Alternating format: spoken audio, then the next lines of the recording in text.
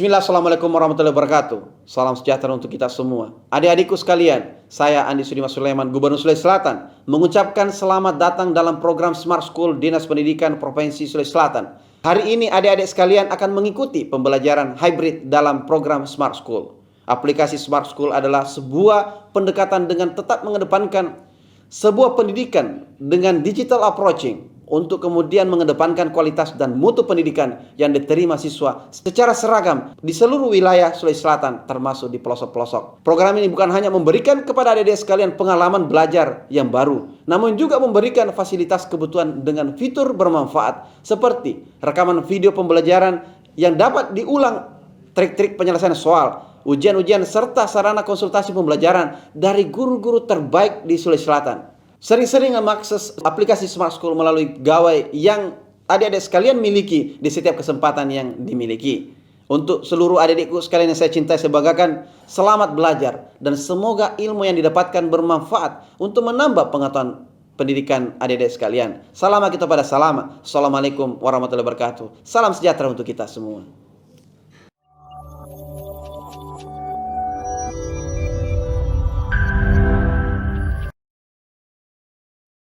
Assalamualaikum warahmatullahi wabarakatuh.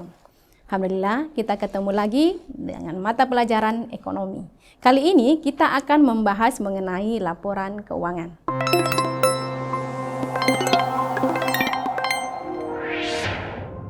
Ya, baik, kita mulai ya. Kali ini kita akan membahas mengenai laporan keuangan perusahaan jasa. Ya. Nah, apa yang dimaksud dengan laporan keuangan? Nah, laporan keuangan adalah laporan yang menginformasikan tentang posisi keuangan beserta kinerja perusahaan selama satu periode. Nah, apa tujuannya? Tujuan dari laporan keuangan adalah menyediakan informasi yang menyangkut posisi keuangan, kinerja, serta perubahan posisi keuangan suatu perusahaan yang bermanfaat bagi sejumlah besar pemakai dalam pengambilan keputusan ekonomi. Jadi itu tujuan dari laporan keuangan. Nah, apa fungsinya? Untuk fungsi laporan keuangan yaitu yang pertama, sebagai acuan utama investor untuk menilai kelayakan perusahaan dalam mendapatkan bantuan dana. Yang kedua, menjadi sumber informasi untuk mengambil berbagai keputusan penting secara akurat. Ya, kemudian yang ketiga, bagi pemegang saham, laporan keuangan berguna untuk membantu mereka mempelajari dan mengetahui aspek-aspek yang terjadi dalam perusahaan. Nah, sekarang kita lanjut dengan jenis-jenis laporan keuangan. Ada neraca, laporan perhitungan laba rugi, kemudian laporan perubahan ekuitas, laporan arus kas, kemudian catatan atas laporan keuangan. Ya, ada lagi neraca awal komparatif. Ya. Nah, yang pertama, neraca. Neraca isinya adalah harta, utang, dan modal. Ya, harta ada beberapa, ada harta lancar, harta tetap, kemudian harta tak berwujud. Ya. Kemudian utang ataupun kewajiban. Ya, datang lancar. Kemudian ada juga utang jangka panjang. Kemudian modal. Ya, modal pemilik. Ini isinya neraca. Nah, selanjutnya bentuk neraca. Ada skontro, ada bentuk stapel. Kita lihat bedanya ya. Nah, untuk bentuk skontro, ya ini sebelah menyebelah ya. Jadi, untuk bentuk skontro ini kita lihat ada nama perusahaan, kemudian neraca, waktunya per 31 Desember ya. Di bagian kiri ya ada aset. atau biasa disebut harta ataupun aktiva. Ya. Kita lihat, kemudian di bagian sebelah kanan ada kewajiban dan ekuitas. Jadi neraca ini ya harus seimbang ya antara bagian sebelah kiri dengan sebelah kanan. Ya, kita lihat mulai dari kas, kemudian piutang usaha, perlengkapan, sewa dibayar di muka. Itu semua aktiva lancar. Kemudian peralatan dikurangi dengan akumulasi penyusutan peralatan. Ya, jadi jumlah aktiva tetapnya juga ada. Jadi jumlah aktiva lancar 16.302.500 rupiah ditambah dengan jumlah aktiva tetap yaitu 1.900.000. Jadi jumlah aset ataupun aktiva sebesar 18.202.500 rupiah. Kemudian untuk kewajiban dan ekuitas ada utang usaha dan utang gaji. Jumlah utang secara keseluruhan adalah 2.300.000 rupiah. Kemudian modal yaitu sebesar 15.902.500 rupiah. Jadi jumlah kewajiban dan ekuitas itu sebesar 18.202.500 rupiah. Jadi sama ya antara jumlah harta ataupun aktiva dengan kewajiban dan ekuitas. Itu neraca. Ini bentuk kontrol. Selanjutnya bentuk yang kedua adalah stapel. Jadi tadi sebelah menyebelah, kalau bentuk stapel ini nih bersusun ke bawah, ya, vertikal ke bawah ya. Nah, sama ada nama perusahaan, ya, kemudian neraca. Bagian atas adalah aktiva, kemudian di bawah adalah pasiva, kewajiban dan modal, ya. Kita lihat ya, untuk bentuk stapel ini jumlah aktivanya sama dengan jumlah pasiva. Ya, jumlah aktiva sebesar 9.300.000 rupiah, kemudian jumlah pasiva adalah 9.300.000 rupiah, sama. Selanjutnya kita masuk di laporan perhitungan laba rugi. Untuk laporan perhitungan laba rugi, isinya adalah pendapatan dan beban-beban atau biaya. Nah, pendapatan ada pendapatan operasional, pendapatan non operasional. Kemudian untuk beban atau biaya ada beban operasional dan ada beban non operasional.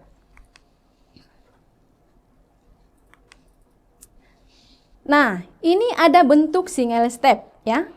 Kita lihat ini bersusun ke bawah, pendapatan dulu baru beban. Jadi nama perusahaan tetap, kemudian laporan perhitungan laba rugi, ada waktunya, periodenya ya, 31 Desember. Jumlah pendapatan itu sebesar 7.550.000 rupiah. Sementara jumlah beban itu sebesar 1.607.500 rupiah. Nah, untuk laporan perhitungan laba rugi ini, pendapatan dikurangi dengan beban. Jadi kita akan lihat apakah dia laba atau rugi. Kalau jumlah pendapatannya lebih besar daripada bebannya, maka dia laba. Tapi kalau bebannya lebih besar daripada pendapatannya, maka dia akan rugi.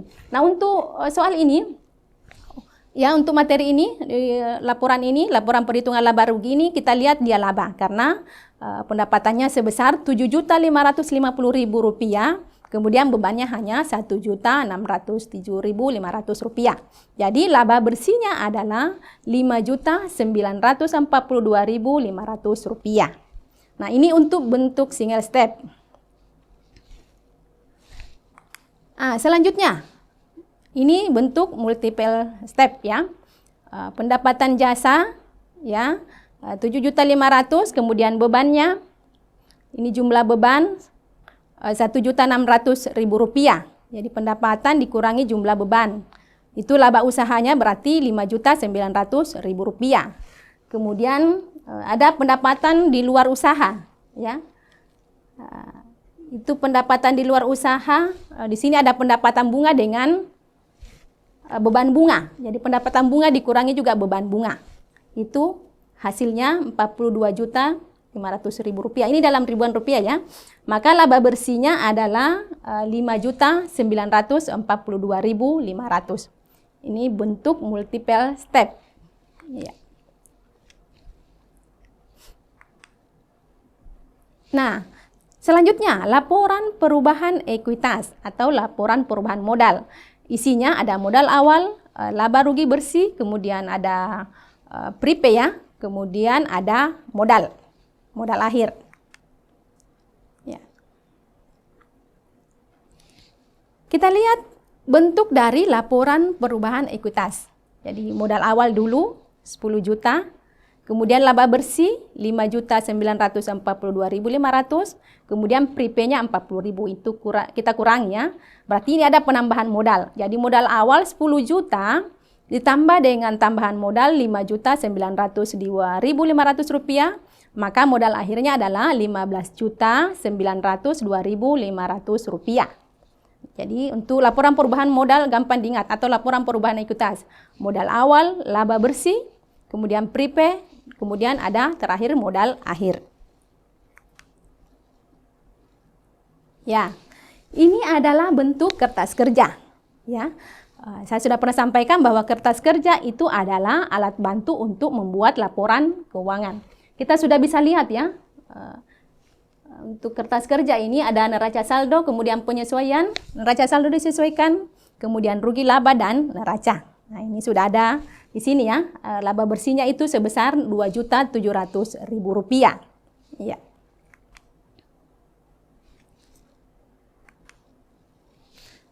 Nah, kita lihat untuk laporan perhitungan laba rugi. Ini dari kertas kerja masuk di laporan perhitungan laba rugi. Jadi semua yang ada di kertas kerja ya, bagian laba rugi itu kita masukkan di laporan perhitungan laba rugi. Yang pertama kita lihat arah pahnanya, ada pendapatan.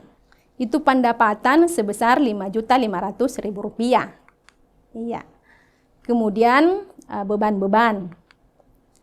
Beban, ada beban listrik, ada beban gaji, ya. Kemudian beban perlengkapan. Ya, itu masuk semua. Ya, beban perlengkapan Rp300.000. Kemudian ya, beban sewa. Ya, dan beban penyusutan peralatan Rp200.000.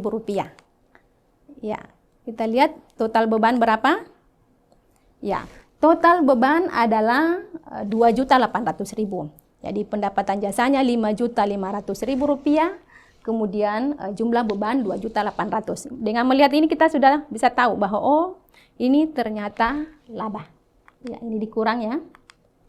Ya, labanya diperoleh dari pendapatan jasa dikurangi dengan beban, yaitu Rp5.500.000 dikurangi Rp2.800.000. Maka laba bersihnya adalah Rp2.700.000.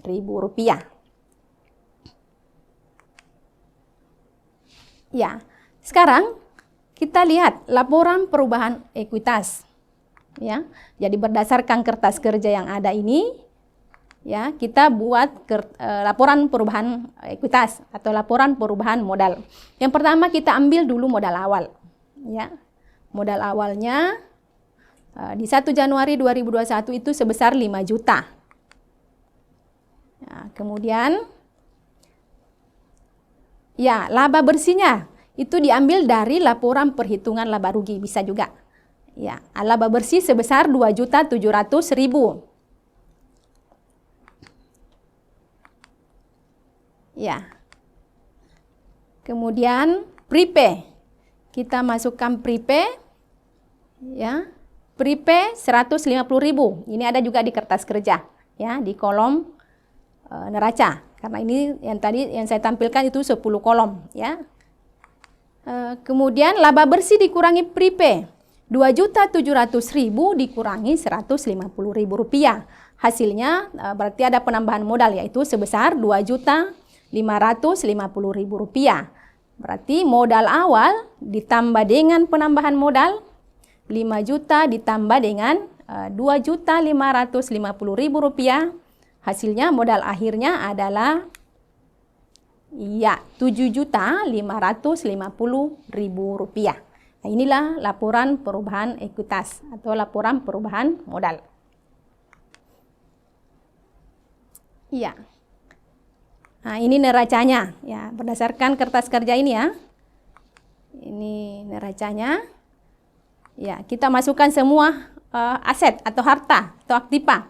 Ya, kas 4.500.000, piutang 1 juta, kemudian perlengkapan Rp500.000. Kemudian ada juga sewa dibayar di muka. Jadi jumlah aktiva lancarnya adalah sebesar Rp6.600.000. Kemudian ada juga peralatan 2 juta. Ini peralatan dikurangi dengan akumulasi penyusutan peralatan, ya, sebesar Rp400.000. Maka jumlah aktiva tetap adalah sebesar Rp1.600.000. Maka total aktiva ya itu sebesar Rp8.200.000. Nah, untuk di liabilitas dan ekuitas, kewajiban dan modal kita ambil juga. Ya, masuk dulu utang, ya. Utang usaha itu sebesar Rp400.000. Kemudian ya, ada utang gaji Rp250.000.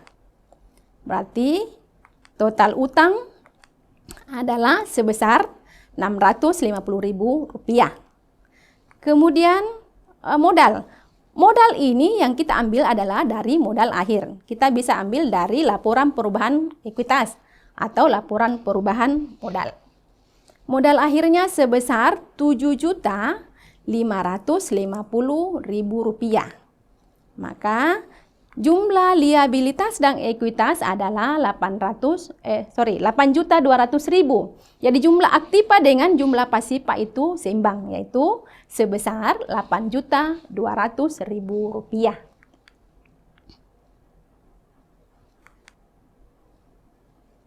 Ya, sekarang kuis, ya. Oke, mudah-mudahan ada yang bisa menjawab. Ya, ini soal yang pertama. Pada tahun 2012, jasa perbaikan komputer total memiliki catatan sebagai berikut. Gaji karyawan Rp15 juta, penyusutan peralatan Rp2 juta, kemudian pendapatan servis Rp32.500.000, kemudian biaya perlengkapan servis Rp3 juta. Nah, pengambilan prepaid Rp1 juta. Berdasarkan catatan tersebut, besarnya tambahan modal bagi pemilik perusahaan pada tahun 2012 adalah A.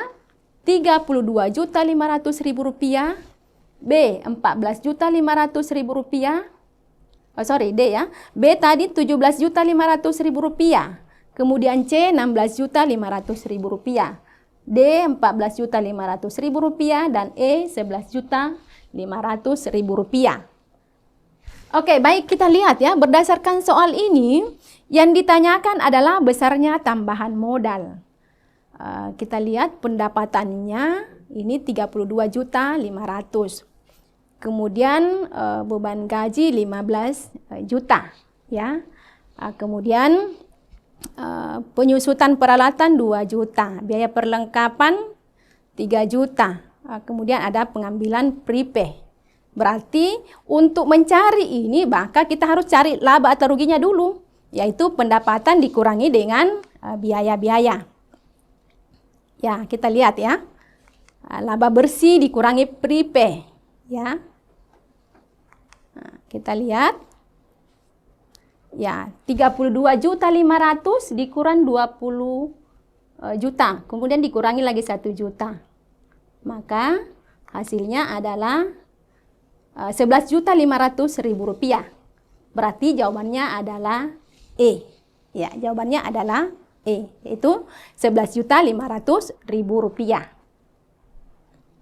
Iya, baik. Selanjutnya, soal berikutnya. Selama bulan Juli tahun 2003, suatu perusahaan menghasilkan pendapatan sebesar Rp25 juta. Pemilik melakukan pengambilan prepaid sebesar Rp1.300.000. Pada tanggal 1 Juli 2003, utang perusahaan ini berjumlah Rp6 juta dan aktivanya berjumlah Rp12 juta. Pada tanggal 31 Juli 2003, modal berjumlah 17 juta dan utangnya berjumlah Rp6 juta. Jumlah biaya selama bulan Juli 2003 adalah A. 18.700.000 rupiah, B. 18.300.000 rupiah, C. 15.300.000 rupiah, D. 12.700.000 rupiah, dan E. 12.300.000 rupiah. Ayo, silakan. Oke, baik. Kita lihat ya, berdasarkan soal ini, kita lihat. Untuk soal ini modalnya itu sebesar, ya, jadi harta sama dengan utang ditambah dengan modal. Jadi 12 juta sama dengan 6 juta ditambah dengan modalnya berapa, itu mau dicari ya. Ternyata modalnya 6 juta rupiah. Ya. Maka modal awalnya itu 6 juta rupiah, diperoleh dari hartanya sebesar 12 juta, kemudian utangnya 6 juta. Nah, berarti modalnya adalah 6 juta, karena utangnya ada 6 juta. Kemudian laba bersihnya, kita lihat berapa laba bersihnya. Ya. Modal akhirnya sudah ada. Ya, ada datanya ya. Modal akhirnya itu sebesar 17 juta rupiah. Ya. Berarti tambahan modalnya adalah sebesar 11 juta rupiah. Ya. Modal akhir dikurangi dengan modal awal, maka tambahan modal adalah sebesar 11 juta rupiah. Maka prepay-nya juga sudah ada, 1.300.000. Ya. Berarti ya, kita lihat laba dikurang prepay sama dengan tambahan modal. Ya. 1.300.000 laba dikurangi 1.300.000 rupiah, 11 juta. Ya, betul ya. Berarti labanya adalah sebesar 12.300.000 rupiah. Ya. 12.300.000 rupiah. Nah, sekarang kita lihat yang ditanyakan adalah jumlah biaya. Ya. Jumlah biaya selama bulan Juli. Berarti laba sama dengan pendapatan dikurangi dengan biaya. Jadi labanya sudah ada, yaitu 12.300.000 rupiah. Ya, berarti iya. Ya, ini laba 12.300.000 rupiah. Pendapatan ada juga datanya, yaitu sebesar 25 juta rupiah. Berarti kalau begitu biayanya adalah sebesar 12.700.000 rupiah. Jadi ini penalaran ya.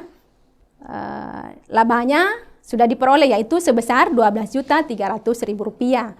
Kemudian pendapatannya 25 juta rupiah. Berarti biayanya bisa dicari. Caranya adalah 25 juta rupiah dikurang 12.300.000 rupiah. Berarti biayanya adalah sebesar 12.700.000 rupiah. Berarti jawabannya adalah D. Alhamdulillah, untuk laporan keuangan kali ini, alhamdulillah kita sudah belajar. Sudah banyak sebenarnya ya laporan keuangan yang ada di Delai bisa dinonton. Ini saling melengkapi ya. Alhamdulillah, mudah-mudahan ini sangat bermanfaat ya untuk kita semua. Generasi Smart itu cinta akuntansi, insyaallah ya. Dengan adanya Smart School ini kita semakin bisa belajar ya. Belajar bervariasi dari berbagai guru. Kita bisa berkolaborasi. Oke. Alhamdulillah, sebenarnya ekonomi ya untuk semester ganjil ini sudah sangat-sangat bagus ya, karena sudah ada semua materi yang kita berikan. Tinggal mungkin dipermantap lagi di sekolah-sekolah dengan memperbanyak latihan, sehingga kita semakin banyak latihan, semakin bagus. Siswa akan semakin terlatih untuk menjawab soal-soal. Dengan banyak permasalahan, dengan banyak soal-soal yang kita berikan, maka mereka akan senantiasa termotivasi untuk belajar. Mudah-mudahan bermanfaat. Mohon maaf sekali kalau ada kekurangan. Terima kasih. Saya Kasmawati. Kita akan berjumpa lagi dengan materi yang lain. Terima kasih. Salam Smart School, generasi smart, berkarakter, cerdas.